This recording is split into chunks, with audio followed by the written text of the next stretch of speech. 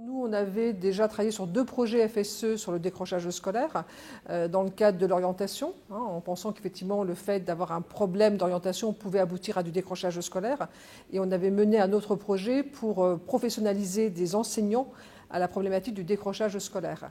Et donc il nous manquait en fait un volant pédagogique dans ce type de projet sur le décrochage. Et donc, quand Christine François et la DAN a souhaité mettre en place ce projet-là, on a échangé pour voir l'intérêt du projet. Et surtout, donc, nous, on a collaboré au fur et à mesure, alors à 2 titres, sur l'aspect statistique sur le décrochage scolaire, donc pour qu'elle puisse cibler les populations qui seraient intéressantes à travailler. Et puis, par ailleurs, je suis aussi déléguée régionale de l'UNICEP Lorraine. Et donc, vous avez interviewé tout à l'heure ma collègue qui travaille sur Folios. Donc, on a été aussi un appui au projet, tout au long du projet, sur l'application Folios. Et donc là, le fait de venir aujourd'hui me permet de voir un peu où on en est de ce projet-là.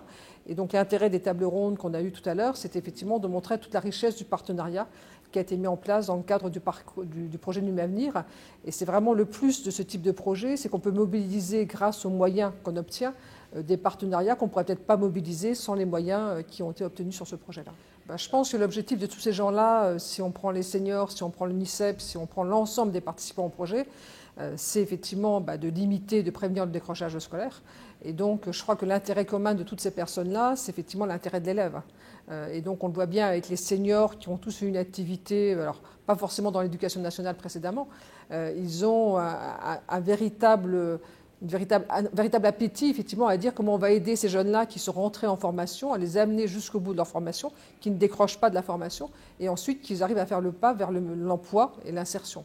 Donc je crois que c'était vraiment la collaboration, donc c'est vraiment l'intérêt de l'élève, et le fait de se dire aujourd'hui un élève qui n'a pas de formation, pas de qualification, sa chance de s'insérer dans la vie active est quand même très très compliquée dans la société aussi. Donc c'est l'intérêt commun, à la fois, j'allais dire, un peu affectif par rapport à des jeunes. Quand on voit les seniors, je pense que quelque part c'est aussi un peu de l'affectif, et puis un intérêt social, se dire ils ont un rôle social par rapport au devenir de ces jeunes-là.